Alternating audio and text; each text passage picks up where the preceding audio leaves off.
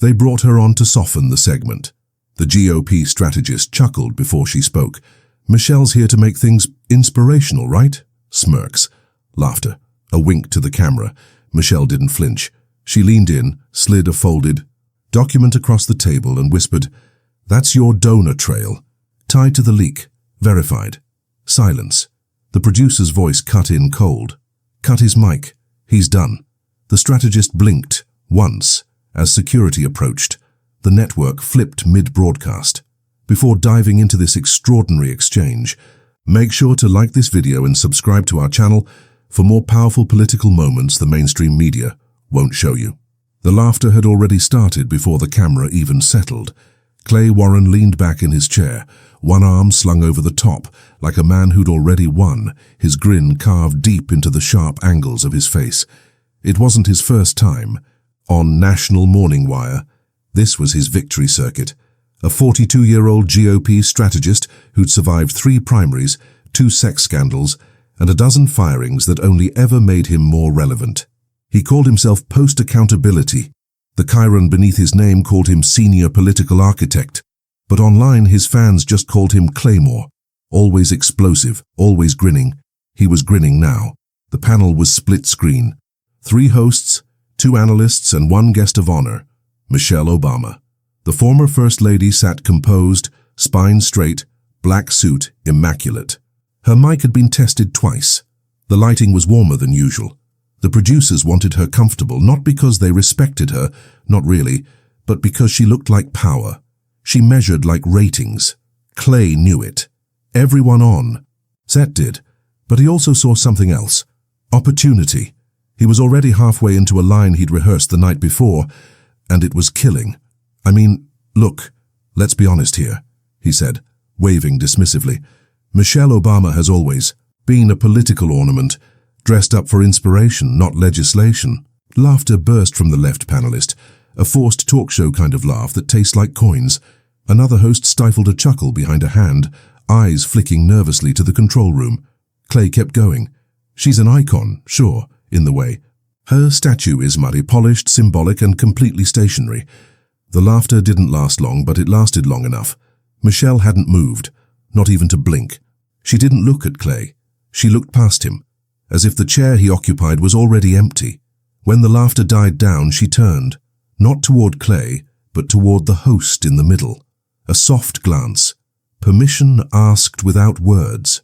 The host court hesitated, then nodded once. Michelle placed one hand on the table, not to lean, to anchor. She spoke, not fast, not slow. Her voice carried the weight of steel being lowered with precision. "I don't respond to mockery. It's not calibrated for dialogue." Clay smirked again, but something in his shoulders pulled back. Slightly but noticeably. The audience didn't laugh this time. Michelle continued. "You're confusing ornament with origin. You're mistaking my refusal to yell for a lack of force. I don't perform history, Clay. I live it.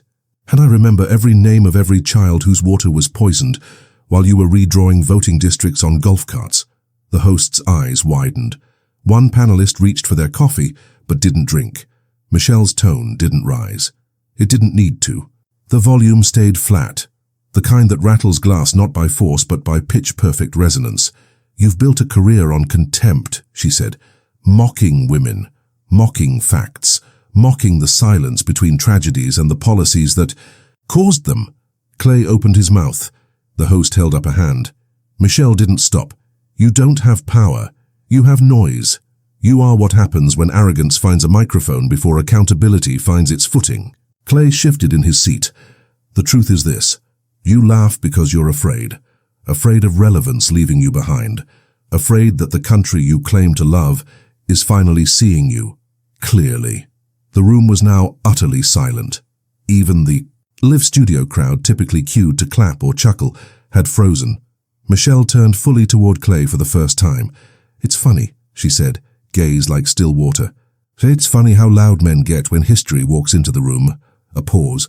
No music, no cue, no bounce to commercial. The executive producer's voice was faint through the panelists' earpieces. 2 words only. "Cut, Clay." The camera held for 1 more second, enough to catch Clay Warren's eyes dart off screen, his mouth open, searching for the next laugh. None came.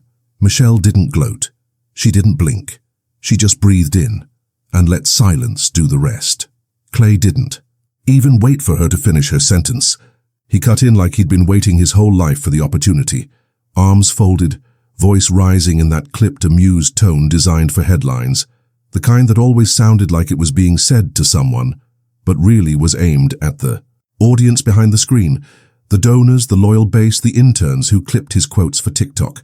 "Oh, come on, Michelle," he said, dragging her name like a smile across broken glass.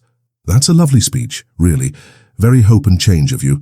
But let's deal with the actual world, okay? Not your—" He gestured vaguely toward her. "Poetic version of it." The other panelists laughed again, this time with the familiar cadence of permission. A chuckle from the left, a knowing smirk from the anchor. One of the producers off camera tapped their iPad, already marking the clip for social media. There it was, Clay in full form, dominant, charming, unflinching. He had done this dance 1,000 times, and every time he led, Michelle didn't. Look at him, she looked at her water. She took a single sip. When she finally raised her eyes, it was not with retort, but restraint. "Are you finished?" she asked. Clay blinked. Not much. Just enough for the camera to catch the momentary shift. Something flickering behind the confidence. The panelists stopped laughing. Not all at once, but like a tide going out. Michelle didn't wait for his answer. She turned slightly in her chair, not to distance herself, but to face the room. "I was told backstage that you'd do this," she said softly. The producer said, "He'll bait you, that's what he does, just keep it light." A beat. I asked her what light means in a country this heavy. Someone in the control booth cleared their throat, a sound only the panelists could hear. The floor manager stepped forward, just out of frame, unsure whether to wave or wait. Clay leaned forward, trying to reclaim ground. "Michelle, no one's attacking you." She raised a single hand. Not to interrupt, but to mark the line where his noise would no longer travel. "You've spent your entire adult life preparing for this moment," she said, voice steady. "Not this conversation, this moment. A camera, a chair, an audience. You have rehearsed dominance, and I have rehearsed silence." Clay opened his mouth again, but nothing came. "I've watched men confuse microphones with truth for 20 years, Michelle said. "And I've watched them mistake interruption for intelligence, volume for value, and smugness for substance." The studio chilled. The laughter from earlier now hung in the air like a smell that wouldn't leave. Michelle didn't smile. She didn't lean forward. She didn't even blink. She was still, monumentally so, and in that stillness, Clay Warren, the man who joked about broken schools, who smirked through family separation policies, who called press briefings performance art, found himself unarmed, not attacked, not shouted down, simply seen. The cameras didn't cut, because somewhere in the control room someone understood that history had stopped blinking. She didn't raise her voice. She didn't reach for a folder or prompt a producer for slides. She didn't need anything. Written down, not when the weight of it had been lived. Michelle simply turned gently, fully, until her eyes settled on Clay. The panel froze. He straightened reflexively, preparing for a policy argument he'd assumed he could outcharm, outspin, or outlast. But Michelle didn't offer him a debate. She offered a mirror. "You registered your first lobbying firm in 2009, she said. 6 months after the foreclosure crisis hit families you said were too comfortable on government aid. You lobbied against HR 4173, the Wall Street Reform Bill. I remember. You told reporters it was emotional overreach. While my husband signed it, you were already in meetings to help banks write loopholes before the ink dried." Clay opened his mouth, then shut it. A panelist coughed, glanced at the anchor, then quickly looked down. Michelle went on, her cadence slow and deliberate, a kind of composure that didn't ask for power, but radiated it. "In 2012, you took $220,000 from a private prison group. 2 months later, you helped kill Senate Bill 1547, which would have restricted juvenile detention contracts in 3 states. That bill would have kept 12-year-olds out of solitary confinement." A beat. "Do you remember their names?" Clay adjusted his tie, lips parting in preparation for spin. "I don't think this," she continued, cutting softly through him like a blade through silk. "In 2015, you advised on tax legislation that quietly cut emergency food relief by 6%. Your press release called it fiscal discipline. That winter, a grandmother in East St. Louis died in her apartment. No heat, no food. The shelter said she'd been waiting for a check that never came. The anchor stiffened. The teleprompter. Operator paused their scroll. The panelists were no longer reacting, they were witnessing. 2018, Michelle said, eyes never leaving Clay. You helped bury a bill that would have protected whistleblowers at chemical plants. You know what happened the next year in Norco, Louisiana? She didn't need to say the explosion. The headlines, the photographs of burned skin. Clay laughed suddenly, short, too sharp, too late. Okay. We're just listing things now. Let's not pretend. Michelle didn't even blink. How you sold your country, she said. I raised mine. It didn't land like a punch, it wasn't meant to. It landed like a toll bell across a frozen river, low, echoing, irrefutable. The panel fell quiet. Even the anchor leaned back, instinctively, distancing himself from the center of what was becoming not just a segment, but a reckoning. Behind the cameras, a producer waved for a break. Another one shook their head. No one was cutting away. The air on set was no longer air. It was evidence. Clay shifted in his chair, for the first time unsure if the seat beneath him still belonged to him. For the first time, the script he knew, charm, pivot, deflect, own, began to slip out of reach. Because she wasn't debating him, she was reading him back to himself, and everyone was listening. The control room flared red. One tech hovered over the 5-second delay button, fingers trembling, unsure whether silence counted as profanity. The executive producer leaned forward, headset pressed tight, eyes darting between camera angles, waiting for the host to jump in, to pivot, to rescue something. But he didn't. Michelle hadn't moved. She sat in the same poised stillness, her words like a descending tide, unavoidable, irreversible. Clay's laugh had already drained from his mouth, now replaced with the slow awareness of exposure, but he was still clinging to the chair like it had somewhere to take him. Michelle inhaled slowly, just once. I wasn't going to mention names, she said, but since you think this is a game, I want to introduce you to one. She reached not for notes but memory. Jalen Cross, 12 years old. Expelled after his third suspension for disruption in a school that had no counselor, no books newer than 1998, and no heat. His mother applied for state relief 4 times, denied, after your firm lobbied to tighten welfare fraud protections. Do you remember the language you used in the op-ed? She didn't wait. You called families like his low-information liabilities. There was no reaction from Clay now, no grin, just motionless breathing. Michelle's voice stayed gentle. Jalen died 3 months later. Asthma attack, no inhaler. His mother found him on the floor of their apartment alone. She said he was trying to be quiet so she could sleep. The silence hit like a storm shutter slamming closed. The producer behind the glass mouthed, "Shut it down." The host didn't. Move.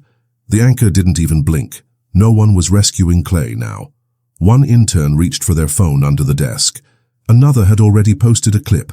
13 seconds. Cut from Michelle's words about Jalen to Clay's expression when she said the boy's name. That clip hit Twitter before the segment ended. By the time Michelle spoke again, it was already on. Every group chat in DC. You lobby in rooms they'll never see, she said. You write language they'll never understand. You pass it off as strategy. And when people suffer, you laugh. You laugh at people who never laughed back. Her voice didn't rise. It didn't need to. Her calm was beginning to rearrange. The room. That's why you're scared now. Across the panel table, Clay's mouth parted, but no sound came. He looked toward the anchor, the producers, anyone, but no lifeline was extended. The teleprompter had gone black.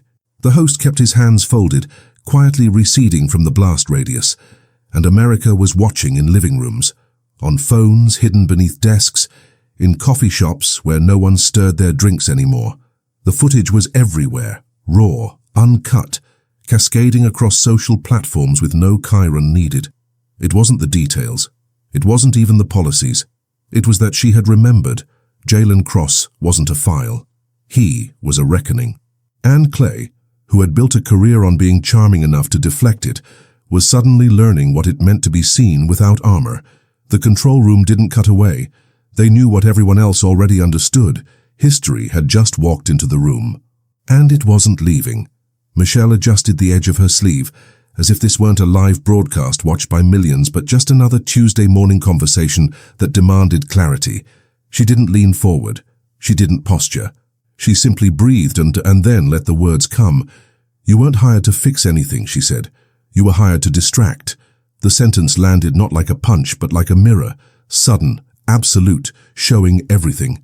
Clay blinked, his breath catching slightly, as the panel table around him grew heavier with silence. The host leaned back in his chair slowly, like someone realizing they were now inside history, not merely reporting on it.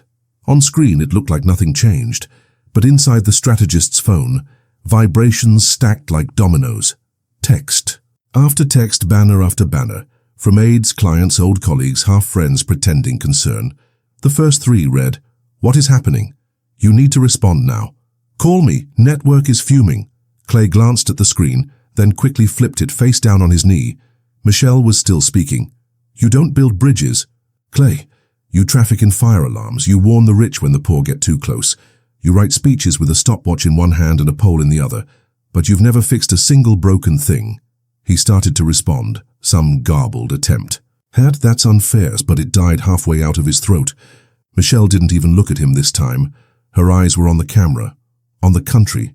"I've spent 2 decades listening to people like you redefine failure as strategy," she said. "And now here we are, everything burning, and still you sit there smiling, like someone else lit the match."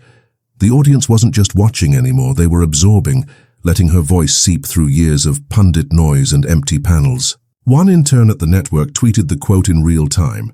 It had 25,000 retweets before she even finished the next sentence. Clay adjusted his tie, a nervous twitch. The kind men do when they realize they're out of script. Michelle didn't look at him. She didn't need to. "I didn't come here for the ratings. I didn't come to spar. I came because someone has to tell the truth in a room full of men who've spent their careers dodging it." A shift in the studio lights. The camera's red glow stuttered before locking back on. No one in the control room was speaking now, just watching, the way you do when a decision is being made without words. Michelle folded her hands. Her tone never broke. "The only person here with nothing to prove is me." It wasn't pride, it wasn't performance, it was certainty. And in a studio built for noise, that kind of stillness hit like a siren. Clay's phone buzzed again.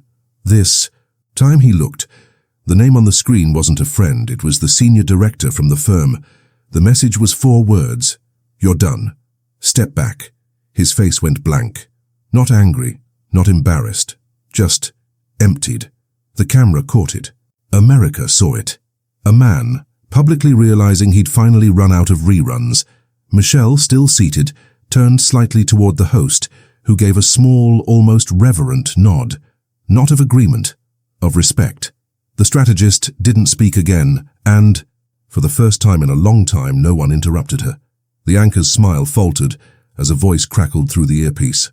A producer's whisper, urgent, clipped, impossible to ignore. Eyes flicked sideways toward the studio monitor, where the strategist's smirk was still trying to stretch across his face like a sheet too small for the bed. Clay Warren laughed. Not because he believed anymore, but because laughter was the last mask he hadn't dropped. Michelle sat still, not smug, not satisfied, just composed, like someone who had learned the difference between winning and witnessing. Behind the glass, in the control room, the broadcast director leaned over the assistant's shoulder. His lips didn't move much, just enough to deliver a single, precise order. The assistant nodded and opened the internal HR comms window. Clay's profile was already up. The anchor blinked hard, nodding slightly at the next whisper. He shuffled his papers, the oldest trick in live television, pretending to reorient when the show has clearly veered off script. His fingers trembled, just slightly as he reached for the coffee mug that had suddenly become a prop. The director's call had gone through. Terminate, immediate, disassociate, full discretion authorized. Clay noticed the shift, but too late. He tilted his head, tried to slide back into the rhythm, but there was no rhythm now. There was only aftermath. He cleared his throat and muttered something that might have been a joke, might have been an apology. Neither made it to air. The mum. Delay buffer was now active. Michelle turned toward him finally. Not with vengeance, with pity. A long second passed. "I know what happens next," she said quietly. "You'll call it a misquote, a misunderstanding. You'll remind people of your resume. And maybe, just maybe, you'll tweet a picture with a dog. Clay opened his mouth, closed it again. Michelle looked down at her hands. They were folded in her lap. Still, the same hands that had once planted gardens in schoolyards and held grieving mothers and clutched clipboards behind rally stages. The same hands that had written policy drafts no one credited and hugged girls who didn't believe they were allowed to speak up. She raised her eyes again, not to the panel, not to Clay, but to the camera. "You mistake dignity for silence," she said, "and now you're learning what it sounds like when it corrects you." That line didn't trend, it detonated. The control room went cold. No more whispering, just the flat silence of collective understanding. A silence that felt like closing a door you didn't realize had been open your whole life. Clay didn't move. The anchor didn't interrupt. The camera didn't cut.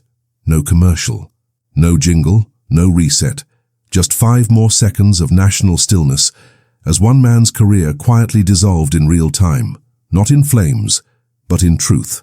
The camera cut wide as the anchor looked directly into the lens. Fingers tightened around the cue cards he no longer needed. There was a delay, half a beat then another, like the room itself didn't believe what had already begun. His voice, when it came, was thin but unshaking. "We've just received word that Clay Warren will not be returning after the break." No flourish, no explanation, just a network-sanctioned execution dressed as a scheduling update. There was no applause. Not one person in the audience shifted to clap. Instead, they breathed.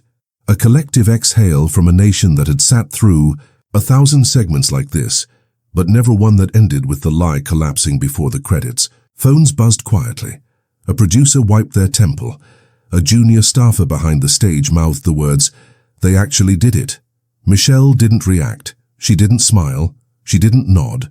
She simply let out a breath, low and patient, like someone letting go of something she'd carried far too long. She rested one hand on the table and let the other fall into her lap, composed not by restraint, but by conviction, so settled it didn't need performance. Across the country, millions watched a man vanish not from scandal, not from spin, but from irrelevance. Not because she shouted, but because she didn't. Off-screen, a makeup artist waited by the curtains, her kit still open, untouched. She had been told to retouch Michelle before the final segment, but no one moved. Even the cameras hesitated, unsure whether to pan or stay, whether to chase the shock or honor the silence. Michelle looked down. Her eyes didn't glisten. They steadied. There was no triumph in them, only precision and a kind of sorrow that always follows the truth when it arrives too late for the ones it was meant to protect. Backstage, her aide scrolled to the draft email she had written just 36 hours before, the one where Michelle almost cancelled. The subject line had been short, "Not worth it." She had stared at it for 20 minutes that night in the hotel, her finger hovering over send, and then she didn't. She closed the laptop and went to bed. Now, she was here. The anchor shifted papers again, stalling. Michelle didn't help. She didn't break the pause. She let it stretch, honest and unresolved. And then she spoke. Quiet, final, unshakable. "They brought me for commentary," she said, turning slightly toward the camera. "I came for consequences." The silence afterward wasn't dead air. It was a reckoning. And Clay Warren, already gone, had no words left to interrupt it. It started as a clip, just 74 seconds long. No special effects, no crossfades. Just Michelle Obama sitting perfectly still in a studio chair, her voice steady, the silence around her thick enough to choke on. The moment Clay Warren looked over, smiling that smirk that had worked for him in donor meetings and green rooms for years, and saw it die in real time. The look when he realized he wasn't outmatched, he was already irrelevant. By the next morning it was everywhere. Hashtags flooded like a dam had snapped open. She ended. Him trended first, a wave of catharsis sharp enough to sting. Then came... Michelle did not flinch. Clipped beneath screen caps of her hands folded, her face unbothered as Clay unraveled beside her. News outlets didn't even wait for the segment to finish rerunning before posting summaries. Twitter threads bloomed with timestamps. TikTok edits added nothing but bass reverb and captions. She never raised her voice. That's what made it hit harder. Michelle gave no interviews, no follow-up posts, no retweets, no quiet likes. Her profile remained silent. Verified accounts filled the space with breakdowns, tributes, and breathless write-ups. One morning, show analyst opened her segment by saying, "I've covered every White House since Bush, and I've never seen someone dismantle a legacy so silently." The panelists who had chuckled with Clay tried to walk it back. One posted a note-sap apology. "I should have done better in that moment. I will listen moving forward." Another simply deleted their account. Clay Warren released a statement 3 days later. It was everything the public had come to expect from men like him, self-centered, slippery, steeped in the language of consequences, without ever acknowledging them. He called the moment an unfortunate misunderstanding, framed Michelle's response as performative overreach, and ended by reminding readers of the importance of civility in political discourse. The ratio came instantly. 15,000 replies in the first hour. Screenshots of his tone-deaf apology flooded Reddit, Discord comment sections. Even those who had supported him in the past stepped away like he was radioactive. One former colleague tweeted, "You had one job. Don't be the villain in the room with Michelle Obama, and you chose wrong." Michelle said nothing. She let the air do what it does best in the wake of truth, carry. And through that silence, something deeper seeded itself. Schools played the clip in media literacy classes. Professors included it in political rhetoric lectures. Women in boardrooms sent it around in group chats before negotiations. Even late-night hosts, usually allergic to gravity, played it without punchlines. She didn't raise her voice, she didn't storm out, she didn't interrupt, she waited, and then she made history obey her. No one remembers how Clay Warren's sentence began, but everyone remembers how it ended. She didn't call him out. She called history in. The studio was still. Not quiet like peace, but quiet like aftermath. Michelle had already stood, brushed the creases from her blazer, and walked off set without a backward glance. The cameras didn't follow. The floor manager didn't call cut. The anchor stayed, seated, blinking too much, the teleprompter frozen mid-sentence. The lights hummed overhead like they hadn't been told what just happened. Behind her, the empty chair spun once, slowly, silently, as if registering the weight that had just left it. It turned half a circle, then stilled. The studio air felt heavy, every inch of it charged, as if words still clung to the fabric of the room. One producer leaned into his headset, then took it off entirely, letting it hang from his neck like it suddenly weighed too much. Another rubbed their temple and whispered into their sleeve, "Jesus." They weren't speaking to anyone in particular, just trying to make sense of the collision that had taken place in front of live cameras and 35 million homes. Not a performance, not a rant, a reckoning disguised as restraint. In the control room, monitors froze. One screen, still lit with the final seconds of broadcast delay, showed Michelle's face, calm, still, unblinking. Her jaw didn't move. Her breath was invisible, but her presence pulsed through every pixel. No Chiron could capture what had happened. No script had prepared them for it. The segment had been billed as light commentary, politics meets personality, the usual dance of jabs and jokes. But history had other plans. Someone in graphics had already queued up the next guest's name. They didn't bother to switch it on. There was no next moment. There was only the echo of this one. A lone stagehand walked past Clay's abandoned "Make still live, still glowing red." No one touched it, let it hum, let it remember. Michelle never raised her voice. That was the part that stayed. Not her victory, her refusal to compete on their terms. She didn't argue, she revealed. She didn't try to dominate the room. She became the room, and everyone else was just learning how to sit inside it. Out in the world, phones buzzed with headlines. In homes across the country, viewers sat straighter without knowing why. Something had shifted, quietly, permanently. And in that still image, Michelle's face lit by studio light, unbothered by the storm she had just ended. There was no need for applause. He underestimated her. The country won't forget it.